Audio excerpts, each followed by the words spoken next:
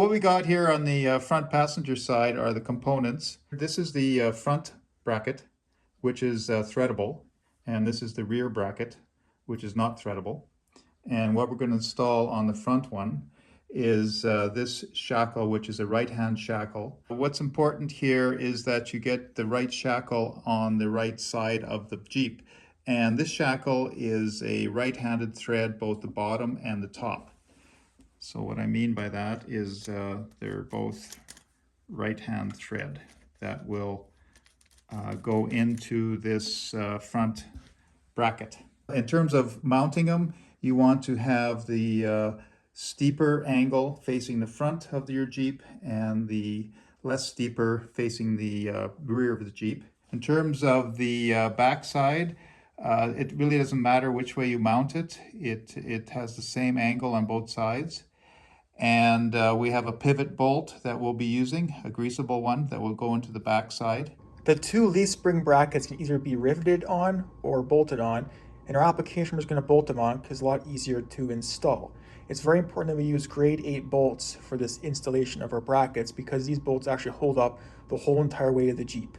These are 3/8 bolts, 1.5 inch long, fine thread, with 4 washers per bolt. We'll have 1 washer on the frame and 1 washer on the bracket. We have 2 lock washers and 2 nuts, and these bolts will be installed on either bracket, 2 on each. Now moving to the driver's side, the parts are basically the same, but the only main difference is your shackle. This is your left-hand shackle.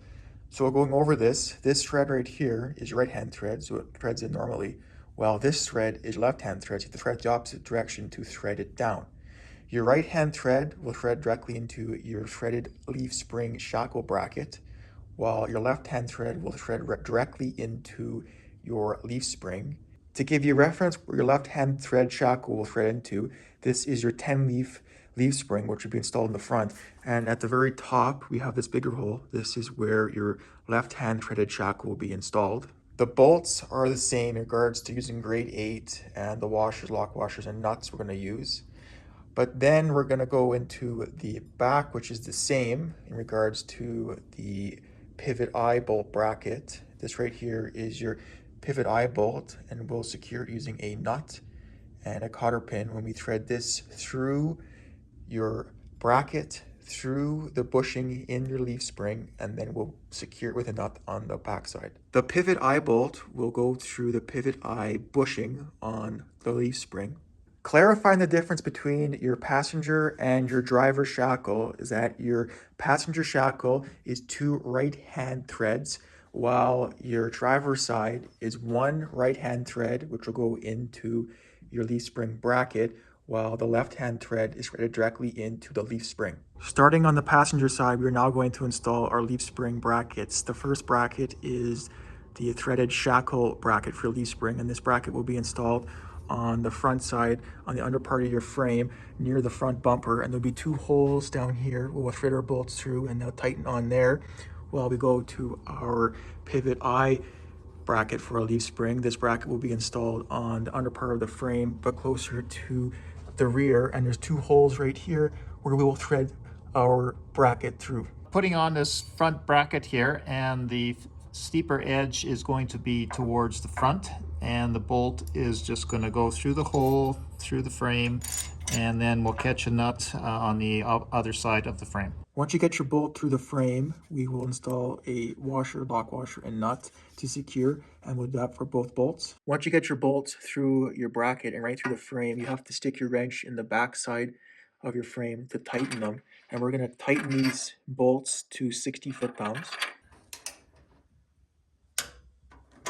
Once you get your threaded leaf spring bracket on first for your shackle on the front, we'll move to the back. And it's the same idea. Underneath the frame, we'll put in our leaf spring bracket for a pivot eye bolt. And it's the same story with a bolt and a washer. Thread through the holes on the underside of the frame, and then we'll put our nuts on the backside. Tighten your pivot eye bracket in the same manner. We'll get a wrench and stick it in from behind in the frame, and then we will torque our 2 bolts to 60 foot-pounds.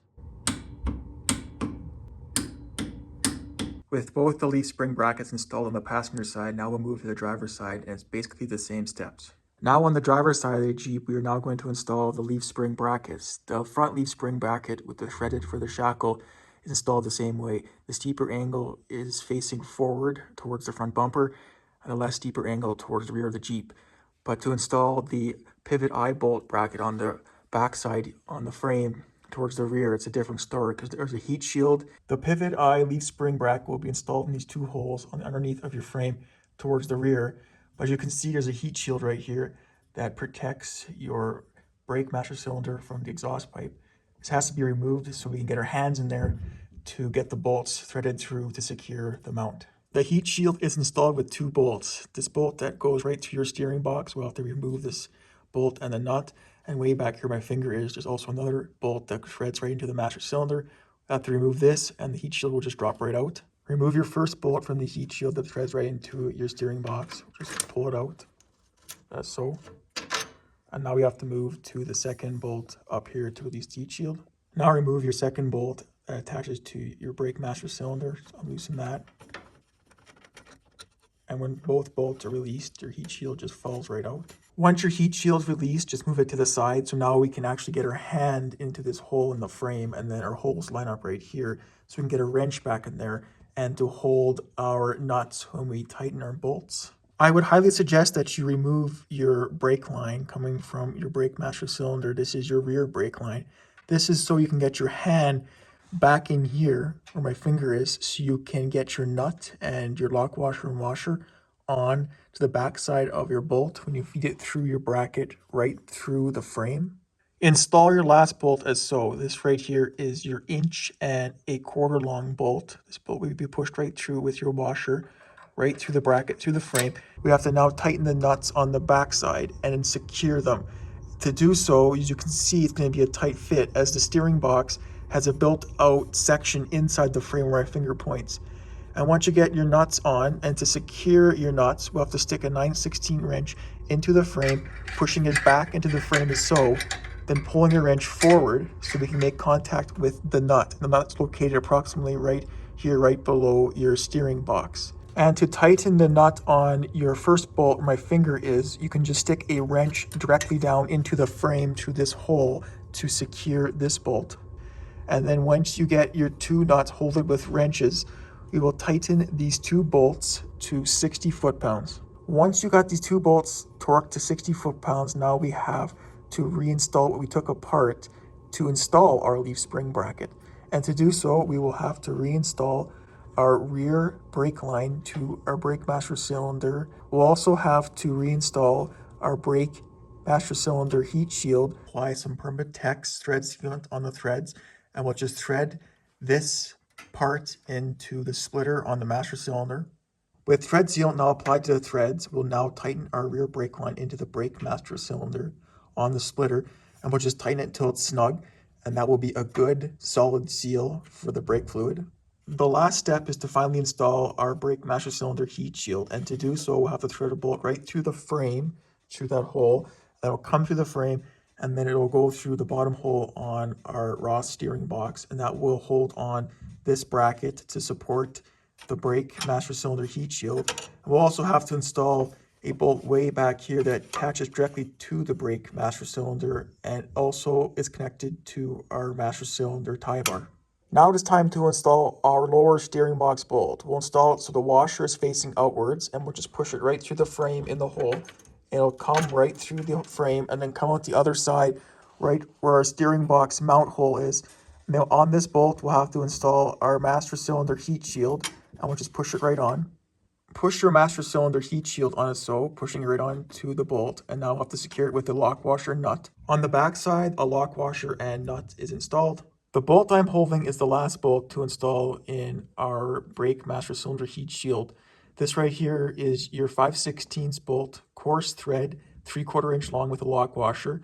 And this right here will go through the top bracket on our heat shield and then secure directly to the brake master cylinder. Torque the top bolt on our brake master cylinder heat shield, and we'll just use a torque wrench and torque this bolt where my finger is pointing to 20 foot-pounds. It is important that we torque our bottom steering box bolt. This is a 7/16 bolt, so it'll be torqued to 50 foot-pounds with a torque wrench and a wrench holding the back nut. And there you have it. The pivot eye bolt leaf spring bracket is now installed. And this bracket is probably the hardest out of all of them. But you have to basically take so much apart to get your last bolt threaded and torqued properly. Now all 4 leaf spring brackets are installed on the bottom of the frame in the right direction and each bracket in the right spot. Now we will install the leaf springs and the axle directly into the Jeep. That's it. Subscribe.